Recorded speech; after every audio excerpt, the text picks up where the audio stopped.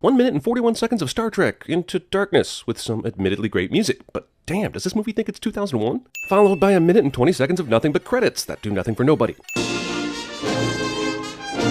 Hey, I never realized The Next Generation totally stole their theme song from the original Star Trek movie's opening credit score. Also, Robert Wise? You mean West Side Story and Sound of Music Robert Wise? Seems like the kind of guy I'd get to direct my science fiction movie. Here are 3 Klingon ships that, while capable of cloaking, are approaching this space thing uncloaked, which they definitely won't regret.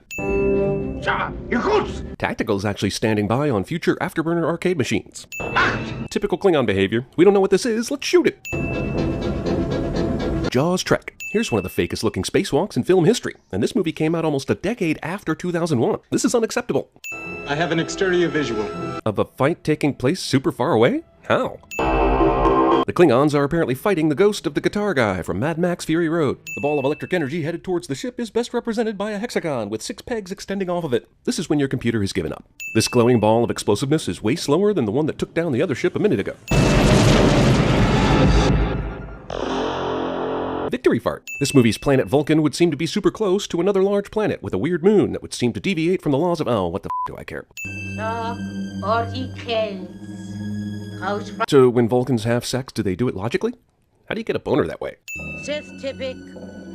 A symbol of total logic is illogical, like throwing a virgin sacrifice into a sex orgy to appease the gods. I feel like they should have just given him a copy of the game Myst and said, you know what to do, and that would end the ceremony.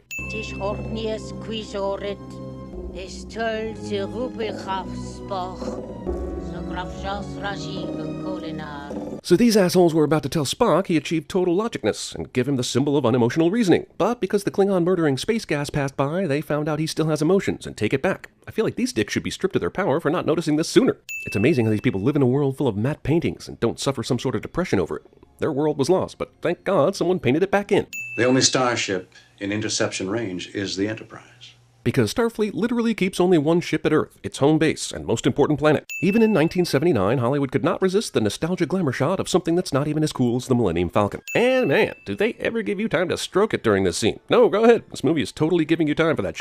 I mean, the next shot is probably inside this ship's wide open exhaust ports, for those who like close-ups. So wait, when they parked the Enterprise here, did everyone on board have to fly little ships to the starbase after that? Why is this thing parked all the way out here? 4-minute sex brochure for the Enterprise ends with literal penetration at the end of it. Something tells me that none of this ship isn't ready stuff is going to be important until the plot demands it is. Assemble a crew on the recreation deck at 0400 hours. On the recreation deck?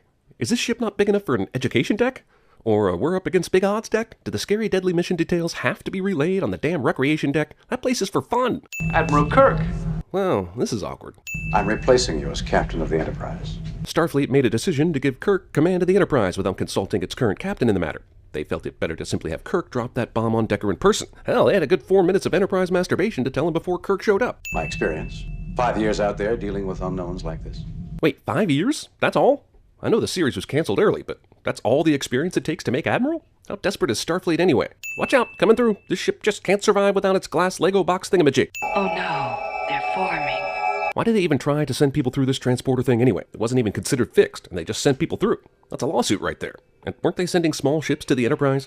Also, what a great way to get Spock back onto the ship. Just kill his replacement in some unnecessary transporter malfunction. Him. Starfleet, do you have them? What we got back didn't live long. Tragic off-screen transporter deaths are supposed to remind us of the perilous nature of human life, or the sorry state of the Enterprise, or the dangers of, oh, who f***ing cares? Sadness level increased 2 notches. Movie will just f***ing move on. Former captain is conveniently here to see Kirk get lost, and also to show off his not super impressive cock and balls. Granted, this video of a seemingly Klingon ship being evaporated by the alien probe is alarming and scary, but who shot that video?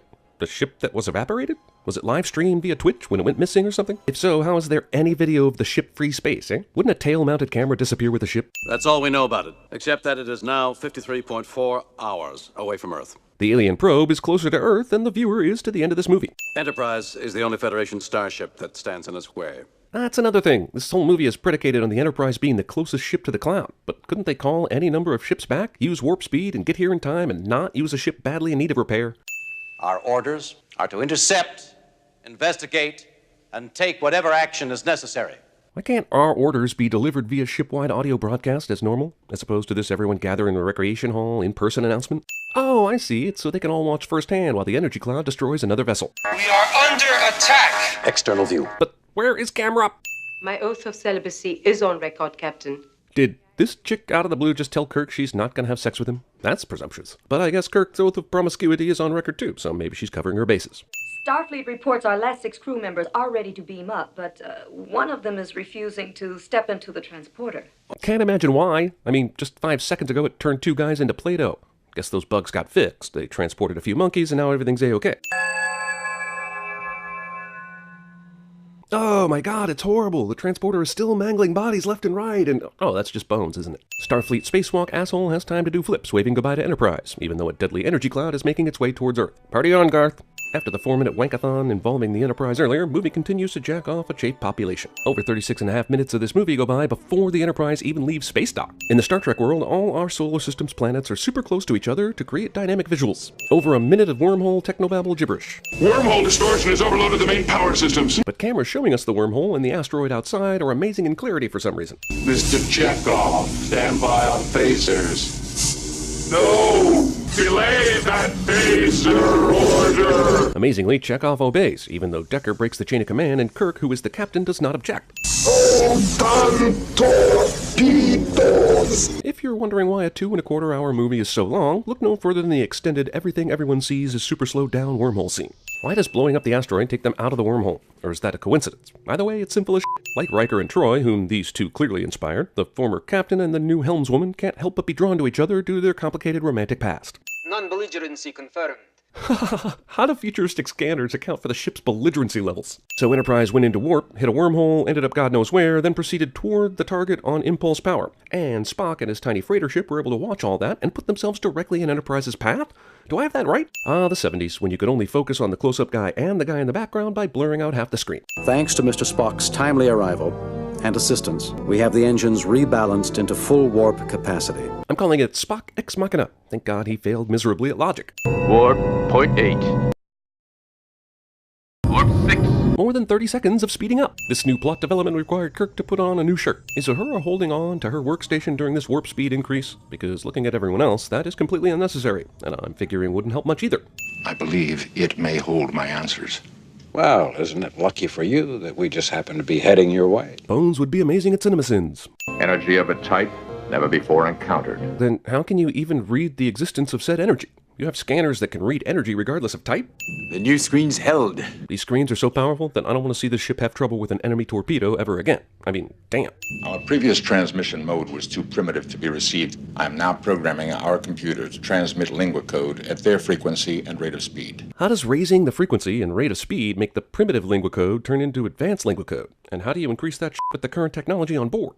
We can't withstand another attack. That thing is 20 hours away from Earth. You know, I'm a casual Star Trek fan, and I always thought when people made fun of William Shatner's line readings, they were exaggerating. But, no, they got it right. So here's a 4-minute section completely devoted to flying through blue and green Apple II graphics, and a collection of reaction shots that are supposed to instill some sense of wonder into the viewer, but really makes them wonder if The Empire Strikes Back can come soon enough. People often ask what makes this movie bad, and I often point to sequences like this, that do nothing but prolong the movie without adding anything. Northern Lights ribcage! Wait, what?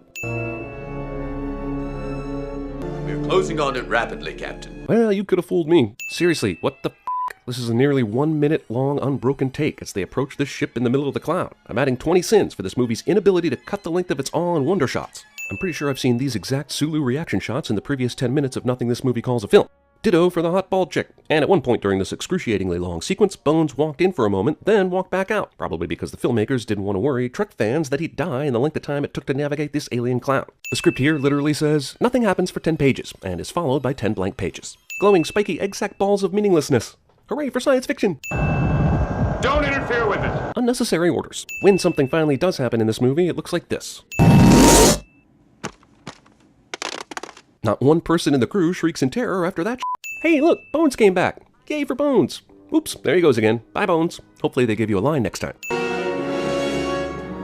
What the f*** is this screen showing? Blue spiky things? It's more worthless than the shapeless honeycomb bullshit screens to the right. The aperture is closing. Reverse angle on the viewer, Captain. The alien ship closes its sphincter, signaling a lack of interest in interstellar anal sex. Tractor beam has released us, Captain. You are now free to move about the interior of the alien ship.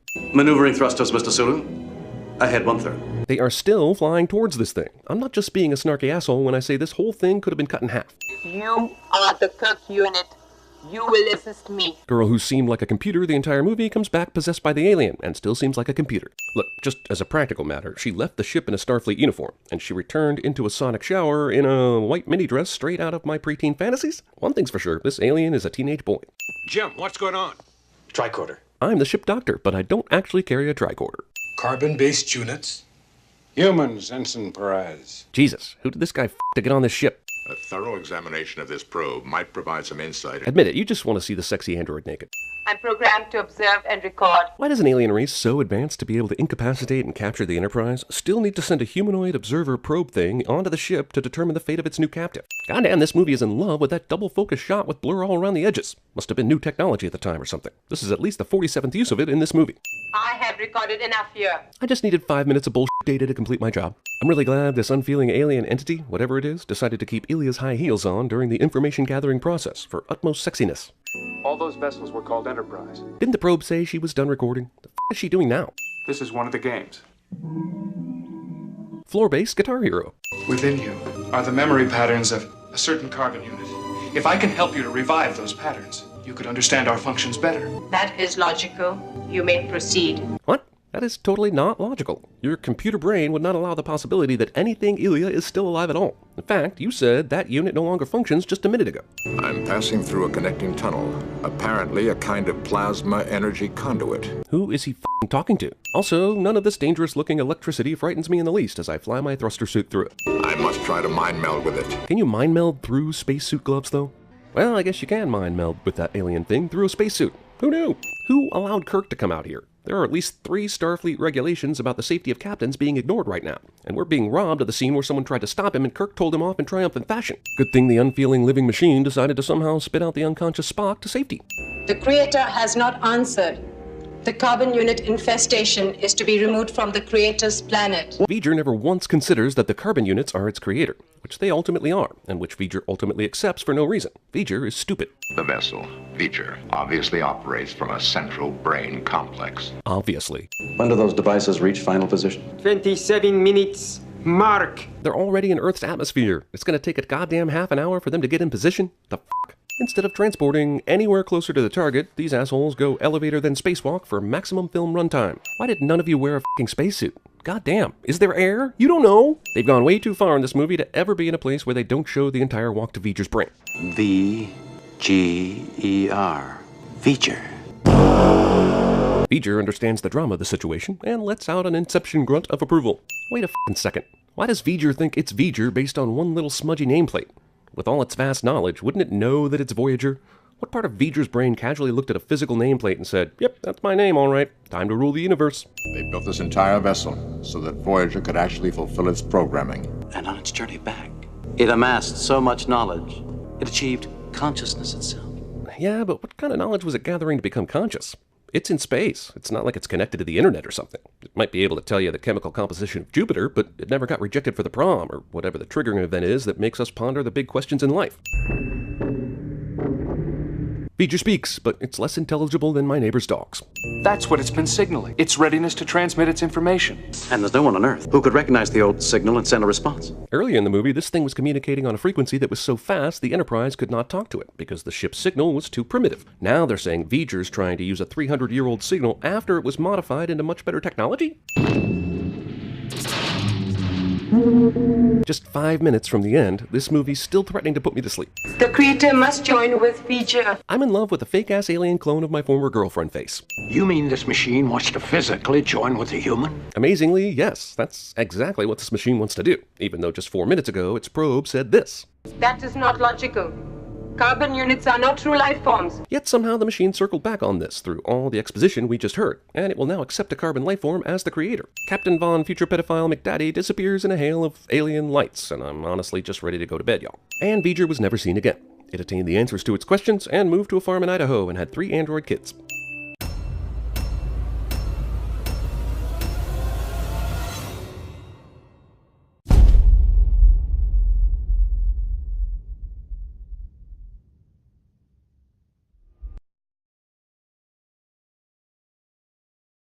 Gotta admit one thing.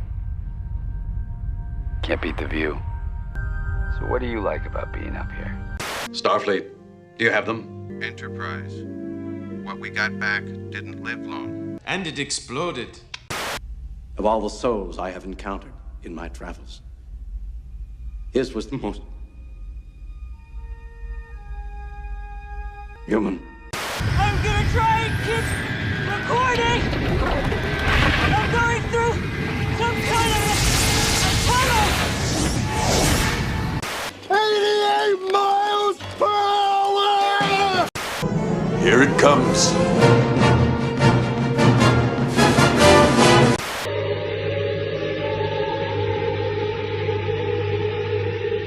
If we can control it, persuade it, use it. Oh yeah! Here comes Kool-Aid. Here comes Kool-Aid. Nothing I can do about it, kid. I'm full power. I'm gonna have to shut down. They're not gonna get me without a fight.